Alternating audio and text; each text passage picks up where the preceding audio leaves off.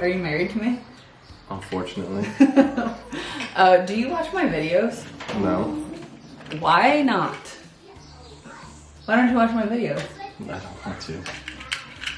What's it like living with me? Exciting. Do you feel like you're watching these videos every day? Sometimes. Have you ever painted a piece of furniture? Yes. What did it look like? I don't recall. Tell me meow. Tell me meow. What is wrong with that? Is it fun being married to me? Not always. Oh my god. He's supposed to say yes. Oh. Yes. Ridiculous. Will you watch my videos meow?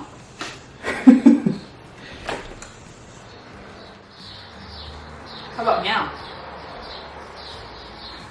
How about meow? I don't understand why my husband won't watch my YouTube videos. I see no problem here. I see no problem here. Hey friends, we are back with another 10-minute Tuesday. So that little interview was one with my husband who no one ever sees, and he puts up with a lot from me. Him and I are complete opposites, if you couldn't tell. He is a man of few words, but he deals with it. So I'm going to put 10 minutes on the clock, and let's start with the first question.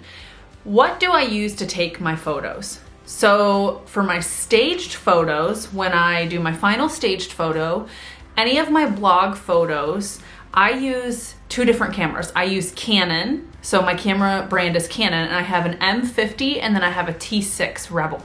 And so I have two professional cameras that I use when I'm doing pictures, when I'm doing my YouTube, when I'm doing my blog.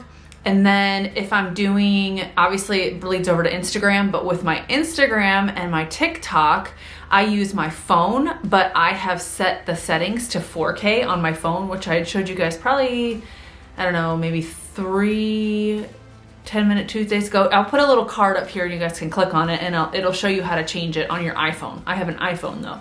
So I use that, but I just prefer to use a professional camera with the stuff. And my T6 was my first professional camera and it's only a few $100s, which seems like a lot, but it's not for something to get higher quality pictures of your blog. And if you're selling furniture, you want the best pictures that you can get, the highest quality, so that way people can visualize and they can see the pictures and it's not blurry and grainy. Because for me anyways, when I see a picture and it's blurry and grainy, it doesn't capture my attention as much as a picture that is high quality or looks really nice.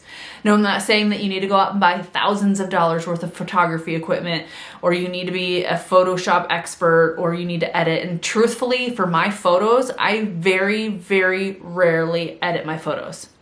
Okay, wait. When I say I don't edit my photos, I always edit my photos, which means editing is anything. So I put my watermark on there. So obviously I always put my watermark on there. So I'm always editing my photos, but I don't ever touch them, as far as I don't generally change the color on them. I don't change backgrounds. I don't change the flooring on my stuff. I just usually use it in its most raw form. But I really like natural light. And so I try to take pictures when I can optimize my maximum, or when I can optimize natural light, that's when I try to take my pictures. It's part of my brand and it's just what I like. Some people, they can't, or they have to use lighting kits. And in that case, then, you know, there's great lighting kits on Amazon, things like that. So anyways, I digress. That is what I use for my pictures when it comes to my blogging all the way to my stage photos. So another question I had, and this is a really good question because it is kind of confusing. Can you use a water-based sealer over top of an oil-based stain? And obviously we're kind of programmed to oil and water don't mix, oil and water don't mix, but you absolutely can. Now the key is you need to make sure that your oil-based sealer dries very well. So whatever that means to you as far as what climate you're in. Are you in a dry climate? It may take less time. Are you in a humid climate? It may take more time. Is it winter? May take longer. Is it summer? May not take as long. So that's one thing that you need to be very cognizant of, is what your climate is and where you're doing this and where it's sitting to dry. But once that's fully dried, generally 48 to 72 hours, you're usually safe after 72 hours. If you want to say, Crys'Dawna, I need a time frame, you need to tell me exactly how long I have to wait because I don't know what my weather's like, then 72 hours, generally after 72 hours for anybody, no matter where you are, that's the safe zone. And then you can use a water-based sealer over top of your oil-based stain. So you can do that. Someone asked me a question about gilding wax. Now there's so many different companies that have gilding wax or gilding type waxes, but generally 9 times out of 10, a gilding wax is permanent. And what I mean by that is you can put it on over top after you seal a piece of furniture that's painted, or you can put it over top of just the paint and that wax is self-sealing. So you do not need to use a sealer over top of your gilding waxes. So depending on what paint line you're using, if you are using a paint line that's self-sealing and you're not planning on sealing it any further than just the paint itself, you can put the gilding wax over top of that and boom, you're done. If you are planning on sealing your paint, then seal your paint and put your gilding wax over top of it after you've sealed it, and then let that gilding wax go on its own, okay? Let that gilding wax seal on its own. Now, another question I had is, Crys'Dawna, do you only use Dixie Belle? So, I am a brand ambassador for Dixie Belle Paint Company, and I am exclusive to Dixie Belle. So what that means is I only use Dixie Belle's paint. Any product that Dixie Belle produces or creates, I'm exclusive to them. Except for stencils, that's one I use different companies with stencils. I only use Dixie Belle paint. I only use Dixie Belle sealers. I only use Dixie Belle's brushes. So there's a lot of products that I only use that are Dixie Belle's. Now, that does not mean that I have always used only Dixie Belle. I used to retail different companies, and I have used almost probably, I don't want to say every paint line out there because there's so many paint lines. But generally, I've used probably about 75 to 80% of the more popular brands that people know out there. And even if I am exclusive to a company, I will still use other brands just so I can stay up to date with how they feel, their formulas, what it's like, what the colors are like, the smells, because I don't just have people who follow me that only use Dixie Belle. I have people who follow me that use all brands, and I want to be able to give them an unbiased opinion. Now, I have stuck with Dixie Belle because they're a great company to me. The paint does everything that I ever wanted it to do and ever want it to do.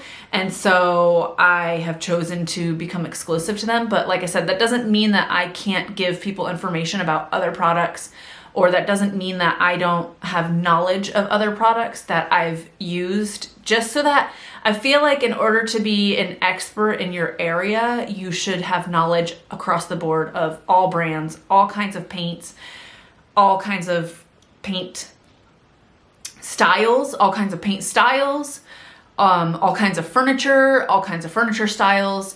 And that might seem overwhelming to some people, but I feel like if I'm going to be an expert, I want to be an expert, and I want to know a little bit about everything, if that makes sense. So yes, I do only use Dixie Belle paint, but that's not what I've always only used.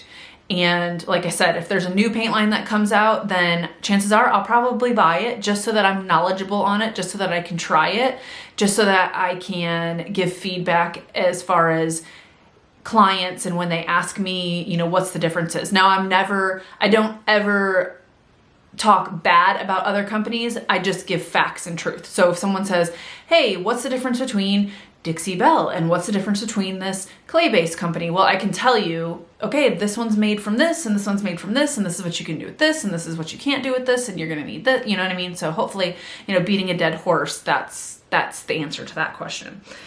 Also, I have gotten questions about inspiration. Where do I find my inspiration? This is going to sound crazy, but I find my inspiration everywhere. So I had a piece that I found the inspiration from a rusty pole outside of our sanitation department when we were doing a dump run when we lived in Cheyenne, Wyoming. I know, crazy.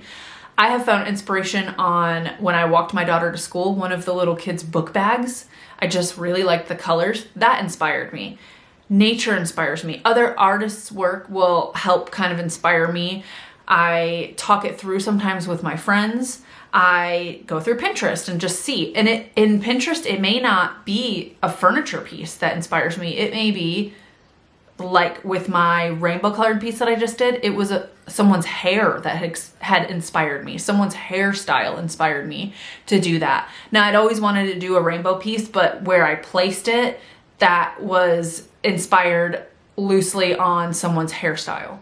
And so I get inspiration everywhere. And so I feel like when you hit a block or you hit a roadblock, keep your eyes open. Look around you. Don't just look at furniture. Look up old doors are really cool inspiration. So if you've got Pinterest, look up old doors. That'll give you really cool ideas. Hairstyles, look up people's hairstyles. That'll give you really colorful hairstyles. 10 minutes, it always goes by so fast. So keep your eyes open. Look at the world around you and things will inspire you and you will be surprised. Book bags, rusty poles, hair.